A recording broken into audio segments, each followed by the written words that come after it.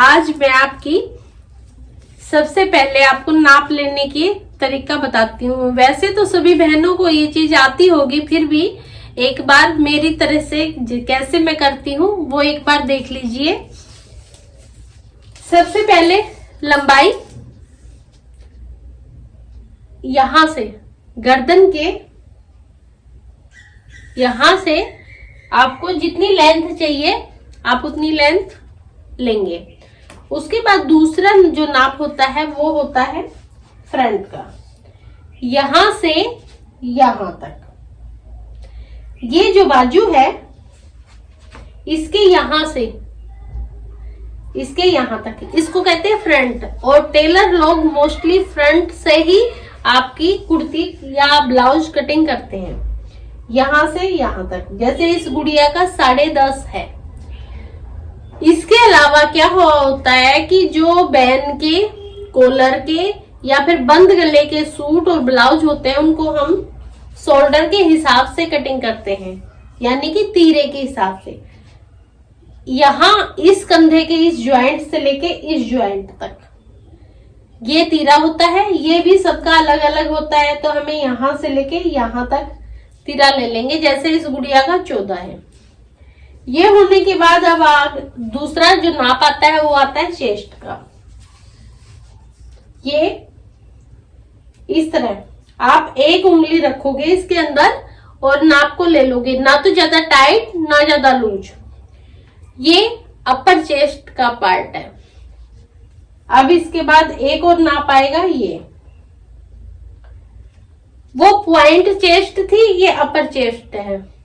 इसमें ये हमारा इसलिए होता है ताकि हम ये प्लेट डाल के यहां के कपड़े को खत्म कर दें। इसके बाद आएगी आपकी कमर, इसके बाद आएगी आपकी हिप्स।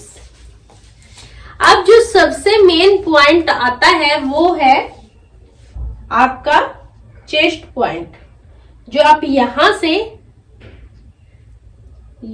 यहां चेस्ट पॉइंट तक नाप ले लेंगे। जिसका जितना भी नाप होगा, जैसे इस गुड़िया का 8.5 है, आपका जितना भी हो उसमें 4.5 इंच जोड़ लीजिएगा। आपकी कमर की लेंथ आ जाएगी कि आपको अपनी कमर कहाँ पे निशान लगाना है।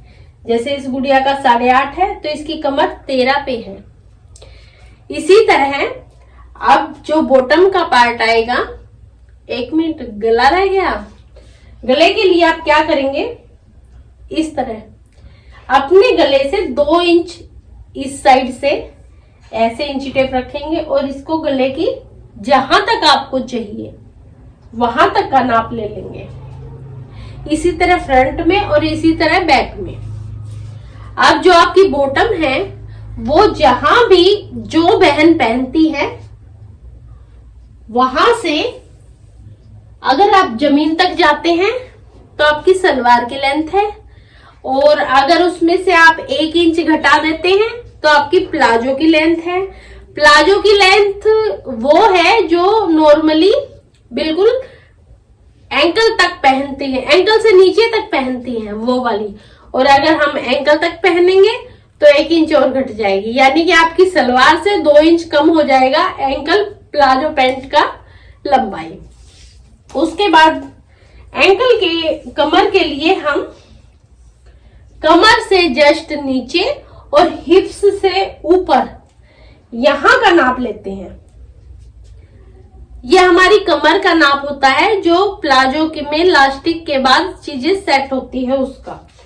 इसके अलावा हम थाइज का भी नाप लेते हैं, जो यहां से थाइज का नाप होता है। क्योंकि प्लाजो हुआ या पैंट हुई वो ज्यादा खुला नहीं पहनते, उन लोगों के लिए थाइज का नाप लेना जरूरी होता है। ये हो गया आपकी बॉटम का नाप। अब शर्ट में रह गई आपकी बाजू।